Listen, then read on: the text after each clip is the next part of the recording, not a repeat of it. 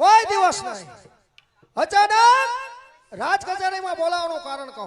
જસલ બોલાવવાનું કારણ કર કે હું જે પ્રશ્ન પૂછું એનો સત્ય અને સાચો જવાબ મને મળવો જોઈએ. કહો મોટા ભાઈ. કે આજકાલ તમે ક્યાં હરો છો ને ફરો છો? મોટા ભાઈ, પિતાજીની હયાતની માલિકો બરાબર. જ્યાં 5 ગામ આપ્યા બરાબર. તેમાં જસલમાં ફરી ગયા. વાહ વાહ. પાંચ ગામ આપેલામાં હરો ફરો ને મોજ મજા કરો. પણ જસલ તારું કર્મ ને કર્તવ્ય પાપ કર્મના વધતા જાય છે. એનો હું પૂછો એનો જવાબ. મોટા ભાઈ, ભર કચેરીની માલિકો આપ મને ઠપકો આપી રહ્યા છો. જી હા. એવો શું મેં ગુનો કર્યો છે? તો સાંભળ, કાલે સાંભળ્યું છે કે જે નાના નાના બાળકો પરણામાં બોલ્યા હોય એ બાળકના રડવાનો અવાજ તારે કાને અથડાય અને એ બાળકોને તું બેડમાં એ હતું છે. મોટા ભાઈ, હા. નાના નાના બાળકો પારણિયામાં પોઢ્યા હોય, કચિયા બહુ કરે, કચિયા કરે નામ નમાલીને કાય પ્રજા જળમે, કાય ઈ જાણે જાનો કર્મ છે.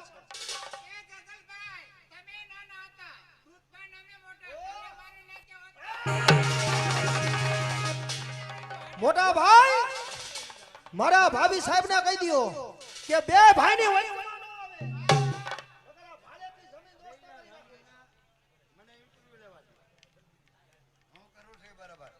હા તો જસલ બીજો ગુનો કે ખજાનચી કાળુમિયાનું ખૂન. શા માટે? મોટા ભાઈ, જસલભાને પૈસાની જરૂર હતી. તમારા ખજાન છે પૈસાની ના પડી. મારા ભાલેથી તેને સત્તાધીશ હું છું. મને પીઠાવીના તેજરમાંથી પૈસા ના નીકળે એટલે ખૂન કરી નાખ્યું. એટલે મને પૈસાની ના પડે. મોટા ભાઈ, જસલ જાણે જો હજી ખટાયો છે. બરાબર જાણું છું. અમારી છત્ર છાયામાં તું ખા પી મોજ મજા કર, હરો ફરો ને આનંદ કરો. પણ ખૂન પાપ કર્મ એ મારા રાજ મનાવું. ત્રીજો ગુનો કઈ તારા ભાભી સાહેબ ના બેન ના દીકરી દાનીબા અહીંયા મને મળવા આવતા હતા અંજારની ઝુંડમાં. તેને કઈ કર્યા હે? હવે આ વાત બધી મુદ્દા માથે આવી. હે મને ખબર નહોતી કે મારા ભાભી સાહેબ તેના બેનના દીકરી દાની છે. કદાચ ને ખબર હોત તો કેદનો કરત ભુજિયા ડુંગની ધારમાં ઉભે ઉભે હરગાવી. આવું પાપ કર્મ તારે છોડવું છે કે નહીં? મોટા ભાઈ, જ્યાં સુધી ને જુવાની ને દીવાની જ્યાં સુધી છે ત્યાં લગન આવું તો બધું ચાલ્યા જ કરે. આજે મોટા ભાઈ તરીકે નહીં પણ કચ્છનો બાવાની રાવ ગાદી પતિ તરીકે હું તને ફરમાન છોડું કે જ્યાં સુધી મારું નામ સાંભળ ત્યાં સુધી કચ્છની ધરામાં રોકાશ નહીં. જાઓ હદ પાર જાઓ. મોટા ભાઈ, મારા ભાભીના કહેવાથી તમે મને હત્યાની સજા કરી. તમારી સવાઈમાં જસલની સવાઈ છે, તમારી બુરાઈમાં આજે જાણી બુરાઈ છે. પણ મોટા ભાઈ, આ તમારી જે કચ્છની પ્રજા તમને ખમા ખમા કરી રહી છે. બરાબર. પણ એક દિવસના સમય આના રાંધેલા ધાન નો રખડાવું તો મારું નામ એટલે તું સાબાસી તને લાગશે એમ? જાઓ મારું નામ સાંભળ ત્યાંથી રોકાય નહીં. હદપારની સજા. મોટા ભાઈ, જેસલની અત્યારે 25 વર્ષની ઉંમર આ પૂરી થાય. તો જીવનની માલિકો રામ એવું નામ મેં લીધું નથી. અત્યારે આ જલમાં ભૂમિ છોડીને જાઉં છું અને છેલ્લા આપને રામ રામ કહેતો. તારા જેવા પાપીના મુખમાં રામનું નામ ન હોય. જા જા. મોટા ભાઈ, જાડેજાના છેલ્લા રામ જો નાયક જો ખબર સજીભાઈ ખબર ભાઈ ભાઈ રામ રામ છે ભાઈઓ. રામ રામ છે ભાઈ. સભામાં ફરમાઈ રાભવ કે હાથા સાગરનો બેલ છેલ્લા રામ રામ ઓ જાડેજા.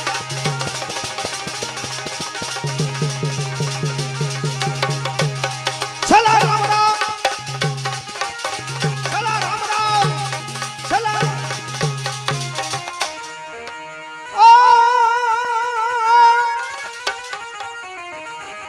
ભાઈઓના ભંડાર એ આ ખાધા એ કદી ખૂટે જ નાયો એ તો આવ્યા રે આ રાણીના રાજ અરે મને ભમકા છોડાવી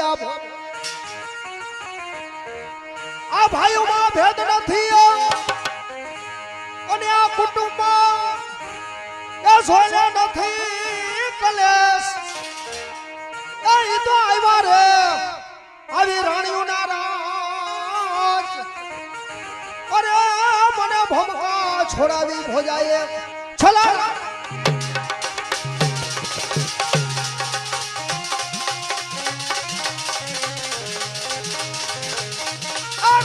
છે ભાઈઓ જાને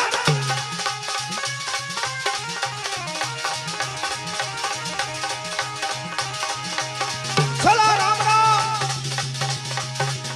એ જાને જાને ચલા રામ રામ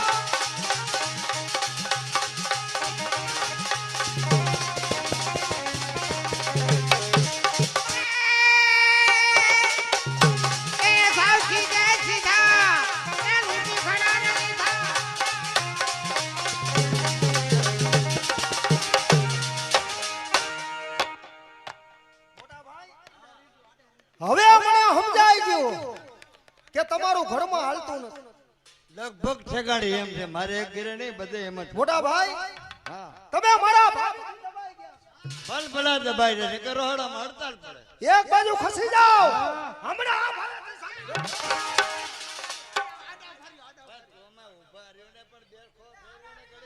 મોટા ભાઈ તમારી કછાની માંથી છૂટો થયેલો જેસાલ કચ્છની ધરતીનો કારો નાગ બનશે અત્યાર સુધી તો જેસલનું સૂકું બારવટું હાલતું પણ હવે તમને ખમા ખમા કરી રહી છે આની દુઃસોખાની દાહરીઓમાં જેસલ મોટા ભાઈ અહીંથી બે ભાઈના સંબંધ પૂરા થાય છે છેલ્લા તમને રામ રામ અત્યારથી આ જેસલ કચ્છની ધરતીનો કારો નાગ બનશે બાજુ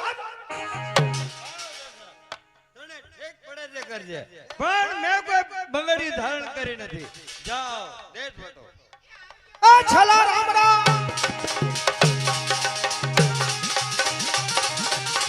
આ જાને જાને છેલ્લા રામ રામ છેલ્લા રામ રામ છેલ્લા રામ રામ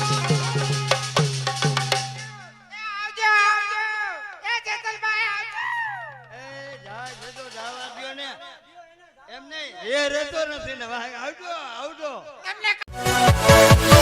Yeah.